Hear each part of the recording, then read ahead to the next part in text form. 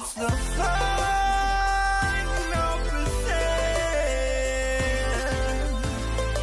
The final percent. Yeah.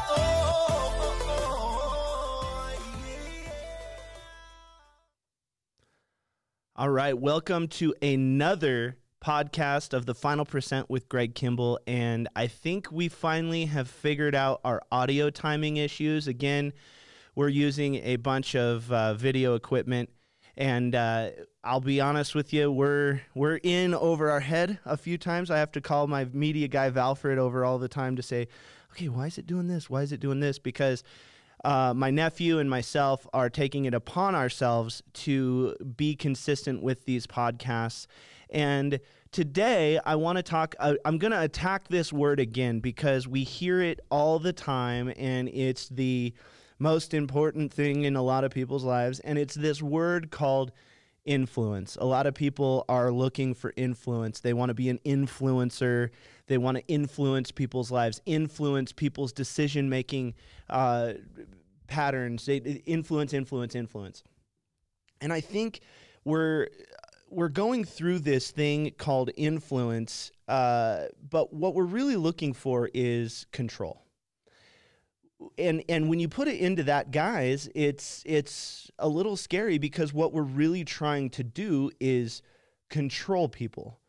And a lot of people are out there trying to influence decisions or become an influencer because I feel like, and this is my, everything on this podcast is my own personal opinion, and it is something that comes from me. It's something that I witness day in and day out. And what I am talking about in this time is this idea of being addicted to wanting to influence people. And I think what people are really trying to do is they're trying to control people. And I think it's coming from a lack of control in their life because they are either searching for something. And again, if you're one of these influencers, I'm not attacking you. I'm attacking the idea that is plaguing the youth of America, that is plaguing the high school generation right now, because we are running into a situation to where people are not trying to become anything. And that's why I did a podcast saying I really want you to try to make an impact, because influence is such it's murky waters right now. Now, don't get me wrong, used in the right way, influence can be a good thing. But usually we are searching for control. And I think it's because we have a lack of control in our lives. We have a lack of control because you can't control Instagram's algorithm. You can't control Facebook's algorithm. You can't control what would it be? SEO. You can't control all of these things. All you can do is keep dumping money into these things that are these pay per click, and you're trying to get in front of people because you think you want influence, but what you really want is control over your own life. You want control over decision-making power, and I think the best way to be influential is to focus on the word impact. And that's why I want to unpack the word, because again, you have certain things that are constantly changing the way that you constantly change the way that you respond, react, and get out of life. And quite frankly, it can be summed up in the word philosophy. And I think that you can change your philosophy based on the language that you use. You can change your philosophy. And I love the way that Jim Rohn puts the word philosophy. He says, look, the same wind blows on all sails. It's just you have to set your sail. Now, your philosophy is you setting your sail. And I think that when we get stuck on certain words, or we get used to using certain words in our language throughout the day, things that are important to us, all of the things that we use on a daily basis that change the way that we make decisions, change the way that we are going about our day. And I think influence is a very murky word right now, and so I'm going to attack it again because I keep seeing it all the time. And I think that it is getting too closely aligned with control. People want to control your habits. People want to control your thoughts. People want to control certainly your buying patterns. And I think that, yes, you should buy things if it can make an impact in your life. But these people who are influencing you to buy the same course that's $9.97 that everyone and their mom has put out, it's not healthy. It's not good. It's much more healthy to get around people who encourage you, get around people who want to see you succeed. The old saying of watch all of the people who don't, like, especially your inner circle, especially your friends, the people who don't clap when you're winning. Those are going to be the people to really, really watch out for. But you always have that one friend who's clapping kind of even in the middle of the what you deem as the darkest area of your life, and they're saying, yeah, you can do it, but you get mad. Well, that's because you feel like you don't have control, and you feel like they're delusional. You feel like all of these things are feelings. Every decision that we make in life is based on whether anyone wants to agree with me or not. Again, these are my opinions. It's based on how you feel. It's based on emotion. It's not logic. We make decisions out of how we feel, and then we use logic to try to make us okay with our feelings. And again, this is just what I've seen. And so I think this idea of influence, I want to influence these people. I want to be an influencer. You can't, a lot of people say, oh, you can't buy influence. Well, that's probably a good thing.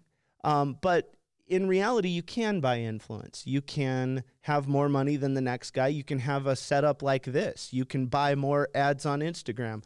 You can do big events. Money does go a long way to buying influence, and certainly a lot of people will try to buy influence. We see it all the time, buying followers to make everyone think that you're influential. You see everybody trying to get into these masterminds. It's all about width and not depth. And depth, I think, is something where we are dealing very much with influence, with control. And we're losing control, and we feel out of control. And Instagram's messing with us, guys, because I used to spend a lot of money on Instagram because you can buy influence. And it got to the point to where I would decide not to spend money on Instagram to get out in front of people or this, that, and the other. And I would get 5 or 10 likes on something. And then I would get these little messages from Instagram. Your engagement has dropped. You can spend $200 to get in front of 10,000 people, blah, blah, blah, blah, blah. Click this little button here, and they make it really easy to spend money with them. What they're trying to do is get you to buy influence. And I just think that we need to be very careful about the language that we're using, and I think we need to have a shift, and we need to take back control. One of the books that I just went through is Deep Work, and he talks a lot about taking a break from social media, which I've been weighing back and forth. Do I want to do that? I haven't made a concrete decision, but it's something that I don't know how much, because all of the really important things in my life are very physical. They're very one-on-one. I'm having a conversation with someone. I'm making an impact with someone. I've got very good friends, very close friends, a circle of trust that I have, most of which I have not found through social media. Most of which I have found at events. I've found through friends of friends. It's kind of like if you are thinking about who the most important people of your life, it's your family. Okay, you didn't find those through social media. It's your friends. Most of the time, that's going to be an event that you had. Maybe it was school. Maybe it was at a social outing. Maybe it was you met through other people. And those are the things that I want you to go out and experience more things. Experience in my education, in my schools, what I tell people is, look, knowledge comes from training, and wisdom comes from experience. So I want you to experience as many things. That's why in all of these books that you read on how to become more, do more, have more, they talk about try to travel as much as possible. Try to go have experiences, see other cultures. And I think that this addiction to what we deem as influence, which influence is a little different than I think people are attaching to it right now, I think that it is a lack of control in their personal life, so they try to control the lives of others. They want to feel significant, and they want to feel very important because when they say something, they get a bunch of likes. When they say something, they get a lot of shares. They're very validated in what they do, and I think it's really important to start not going with the they.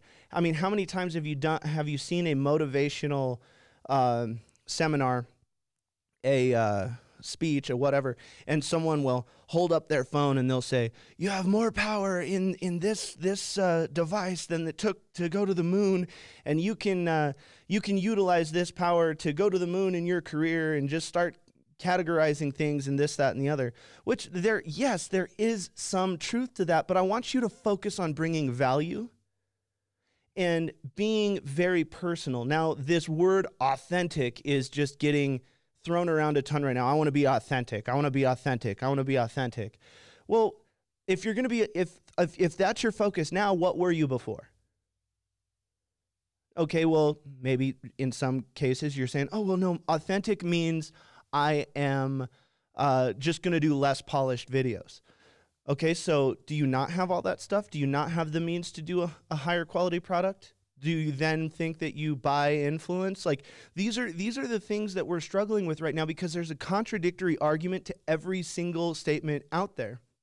And I think that if we focus on what is control and how much control do I have in my life? And if you look at it, the biggest thing that you have control over is your attitude. So when your buddy wins, clap for him, support him. Don't feel because you deem them as significant, you start going, oh, well, I feel insignificant. So now I'm not going to clap. Now I'm not going to do this. I mean, anytime I see one of my friends doing something really cool, I'm going to support them. That's just who I am. And I really want them to win. And we had just talked about how do you occur for others. So many people, like, I want to know who you are when the cameras are not on you, because that's how you truly feel. That's who you truly are. But most people always want to be validated by their actions, or they want people to see the food they ate, the hotel they were in, the car they drive, the life they live. Now, that's in some ways good to share. But don't get me wrong, I got caught up in it big time, and check this out, check that out, blah, blah, blah, blah, blah. You know, if you're doing it what are the motives behind it? And that's the big thing. And I'm not going to lie to you. I had motives of, I want to be this big. I want to be just like Tony Robbins. I want to be like Grant Cardone. I want to be this, that, and the other. And then I got sick and tired of it, because they have a lot more money than I do, and they can buy significance, and they can buy influence, because they can put their ads in front of everybody nonstop. And so what I realized, the only thing I actually have control over is my attitude. I can go, hey, you know what? Did I wake up and honor my wife properly? Did I say thank you for being such a great wife? I mean, everyone's heard the story, but she sings me a song, which makes me feel significant. But I can promise you this, you will never see me put that song on. I'm not going to video her singing me that song and put it on my social media. That's for me. And I'm okay with that. So I think we have to understand, what are the things that we're trying to control? Operative word, trying. And what are the things that we can actually control? Now, the big thing that you can control is, what do you put into your mind? Because that's gonna be very, very big and responsible for your actions. And you can shift the way that you think. So you can support other people. You can clap for other people. You can love other people. You can choose the high ground. And I think that's more important than, like, you shouldn't grab your social media thing and be like, oh, check this out. I could have chosen the bad approach, but I took the high ground. Who cares? You should take the high ground. I don't care that you take the high ground. Stop putting that on social media and just take the high ground and then have an open discussion about it like this. And I know it might sound like I'm trying to attack people, but again, I'm not attacking people. I'm attacking the motives behind these things, because we need to control our own lives, and then we need to make an impact, and then we can gain influence. But our motives behind it needs to be, man, I really made a difference. And if that's your motives, then, and you're listening to this and you're like, I feel like he's attacking me. If your motives are really to make an impact, well, then you have nothing, like you shouldn't be feeling convicted right now. But if you think I'm talking to you, well, then maybe there are some things that you've got to change. Maybe there are some things that we should adjust. And the biggest reason I'm able to talk about things like this is because I've been guilty of all of them. It's just now that I'm seeing all of these other people, I'm more aware of the space that I'm in because I talk, I'm a personality, I'm a speaker, an author, all of these things. I'm going, man, is that what I look like? I don't like that. I want to change. And what do I have control over? I have control over my attitude, and I have control over my actions, you know? And so I want to change the way that I am responding and reacting and thinking. So instead of being cynical and saying, oh, this, that, and the other, and maybe I sound cynical, but I'm really just trying to grab awareness so that people can control their own lives and understand this what I think is becoming a very murky water and a very negative aspiration of influence. And I think if we want to influence anything, we should influence ourselves. We should make an impact on ourselves, and that is going to move outward. But it's like a ripple in a pond. I mean, if you drop a rock at the center, it goes out. It expands exponentially so. So you've got to start with making an impact and influencing yourself. But I think a lot of people who go after this word influence, I think they are quietly losing control. And I think that they are insecure. I think they're scared. And again, there's exceptions to every rule, but I just want people to understand, hey, am I trying to influence this because I don't feel significant and I want to feel significant? Am I trying to influence this because I want control over these people because I feel like I'm losing control in my marriage? Because I feel like I'm losing control in my business, because I feel like I'm losing control of my emotions, because and usually it's all stemmed from feeling insecure. I have met a lot of influencers, people with, I mean, hundreds of thousands, millions of followers, and they are some of the most insecure people I've ever met. And I'm going, wait, this is not who I thought I was going to meet. This is not who I thought that I was going to interview. And because they're so out of line with who I thought they were, I don't even air those podcasts. I don't even air those meetings because something doesn't seem off, because when the cameras are off, they are a different person.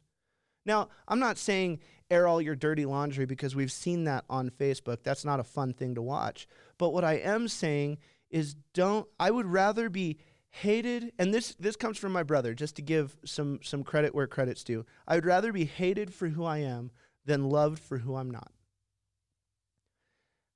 I think that needs to hold more true today than ever before, because we are constantly putting stuff up. I mean, so for instance, my I can't remember when it was, but a few months ago we had gotten a hot tub, and my nephew was going to take a picture of it. And instead of that, I explained to him why, hey, you know what, let's not take a picture of this, because this is for us. Now, throughout us living our life, yes, you're going to see pictures of us in the hot tub and looking at a great view. But for a long time, we just said, hey, you know what? We don't want to go, check out my new hot tub, check out this, blah, blah, blah, blah, blah, because that was for us. And I explained to him, hey, I don't want to share that with everyone, because most of the time when you get something nice, people just start judging you. They don't know what you had to go through to get anything in your life. They only see the byproduct of you being someone and doing something, and then they see the have part. So I wanted to just be in the moment of someone who had a hot tub and could enjoy it with my family. And I didn't want to share it. Now, since we've had a couple posts of cool sunsets and this, but that's because we love the sunset. We love the view. We love the time and energy we're having. But I mean, we went through a couple months before we would do that because we didn't want that on there. There's been a lot of times where, I mean, for the longest time, I didn't put my car on social media. I didn't want anyone to know what kind of car I drove. I didn't put it on there. Now, since there's been some posts, I put one on TikTok the other day, which I thought was kind of funny because it was after hours and we were having an executive meeting and I parked in the handicap space, and it just goes to show you. I mean, we're not going to have any clients. No one's going to park there. But, man, I put that on social media, and I got eviscerated by a bunch of people. Oh, you're a clown. You're a this. You're a that. But they don't know that, number one, I'm at my own building. Number two, I know that there's no clients. And number three, why do you care so much?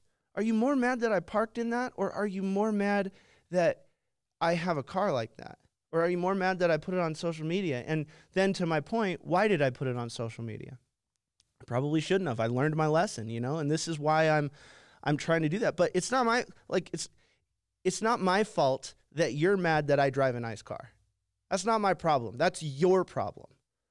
And maybe I seem a little agitated, but it's just like you can't win or lose. So I just want you to focus on yourself, control your attitude when you're trying to come into this day and age of making a difference. Focus on making a difference. I know that I come to work every single day, and in my coaching practice and in my school, I make an absolute difference in the lives of the staff, in the lives of my clients, and in the lives of the students. I know it. I can go to sleep every night. I sleep like a baby. It is what it is. I'm not stressed out. Do I still have battles? Do I still have fires? Yes, absolutely. But I feel accomplished every day when I go to sleep. And that's because I've started to control my attitude and my actions. So anyway, I know that this is a little bit of a tangent, and I know that this is maybe hard for some people to hear, but if I can give you one thought to just get you to think about, hey, you know what, maybe I could shift this, that, and the other, Just do it. I want to be thought-provoking. If you agree with me, awesome. If you don't, awesome. Thank you so much for listening. I really appreciate you going the final percent with me, and we will see you on Friday. It's the final percent. The final percent.